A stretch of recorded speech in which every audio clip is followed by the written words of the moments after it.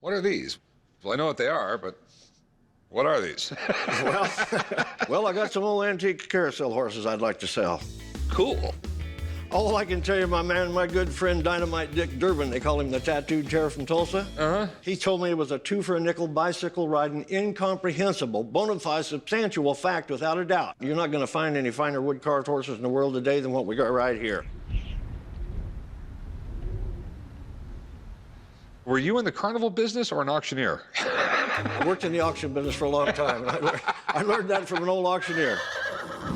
I'm bringing in antique carved wooden carousel horses. They're intricately carved. They need to be repainted, but they're just hot looking. I want $4,000 a piece, $8,000 for the pair. Where did you get these? A friend of mine passed away, and they were in an estate. Okay. He told me they were carved by a French carver in the 1920s, but he couldn't think of the name, and that was shortly before he passed away. So I have no history. There's a great history with carousel horses. One of the things they used them for was military training. You know, they would mount a wooden horse on a merry-go-round-like thing, and they would practice shooting a spear, doing sword work, because you don't want to take a real expensive horse and put a guy who has no idea what he's doing on it. Right, that's true. By the late 1800s, the carousel had transformed into the carnival ride we know today. They eventually made their way to the U.S., where immigrants started setting them up at fairs and carnivals. There's two basic styles of carousel horses. Like this right here is more what you'd see on a European carousel. More prancing, dignified. And then you have the American Mustang style that looks like it's running through the desert of Nevada or something like that. The European ones can go for a lot of money. The American ones can be worth a fortune. Some carousel horses have gone for over $100,000.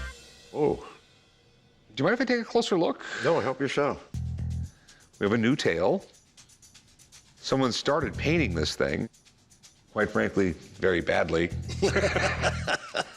This is where a kid would be holding on. This stuff would have been worn down. We got some weird stuff going on here. It looks like there's no hole for the poles to go up and down.